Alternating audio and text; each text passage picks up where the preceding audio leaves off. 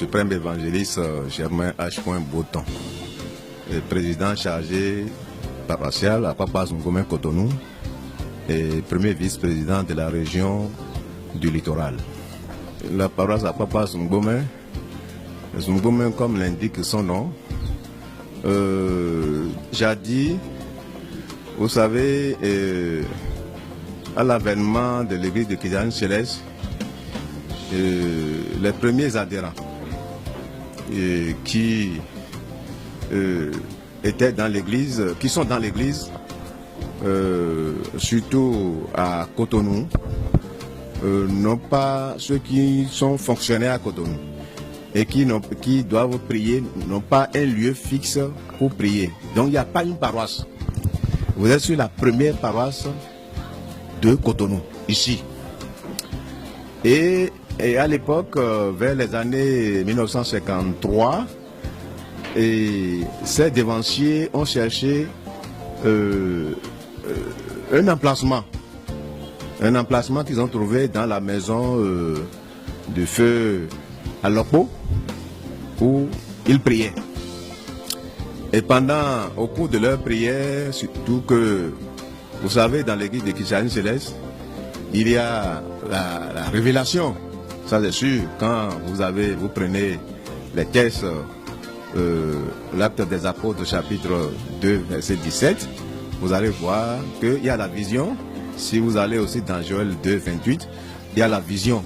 Donc ce n'est pas l'église de Kidjan Céleste qui a inventé la vision, mais il a été donné au papa Oshofa, le fondateur de l'église, que la vision doit être son guide. Alors suite à ça, les vieux qui ont trouvé emplacement chez le papa à Lokpo priaient dans la maison là. Et au cours de leur prière, un jour, papa Oshofa leur a rendu visite.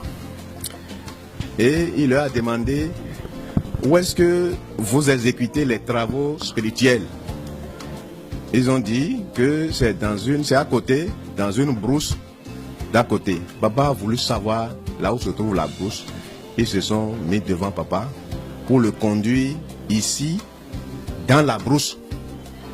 Et cette brousse-là est appelée Angon ou bien en fond Zungbo. Zungbo. D'où le nom Zungomé. La paroisse porte un nom authentique.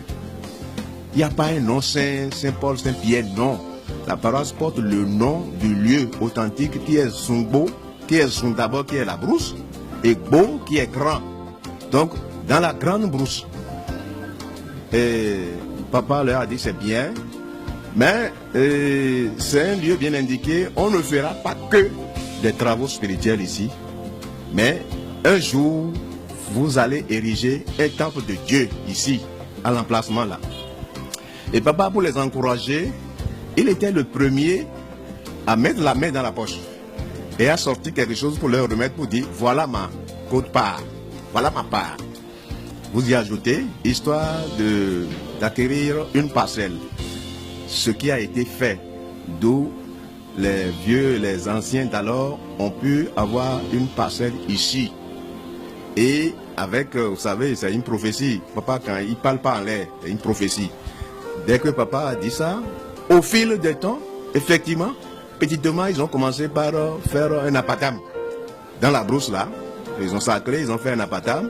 Et ils ont commencé par faire le culte ici, en faisant bien sûr 11 ans dans le premier emplacement qui est la maison de papa Isaac Adroko. Donc, ils ont fait 11 ans là-bas. Ils ont même commencé par faire les fêtes de moisson là-bas. Et ils sont venus ici dans les années 64-65 pour continuer à célébrer le culte ici.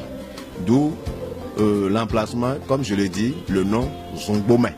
Et vous allez entendre paroisse de papa Zungomé Cotonou. C'est la première paroisse de Cotonou. Ça, que personne ne vous dise le contraire.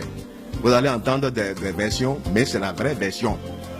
C'est la paroisse de papa Zungomé, la première paroisse sise sur le territoire de Cotonou. C'est ainsi les vieux, d'apatam en apatam, hein, jusqu'au kiosque, ainsi de suite. Aujourd'hui, nous qui les avons emboîté le pas, nous avons érigé un temple, comme papa l'a dit, et une cathédrale, et qui porte le nom de Papa Oshofa. Donc c'est là, vous êtes dans la cathédrale SBJ Oshofa, Zumbomé. Voilà, ça c'est la grande paroisse. Et Dieu nous a aidés, on a essayé de faire le mieux, mais les jeunes, nos enfants vont nous emboîter le pas, ils feront plus sûrement.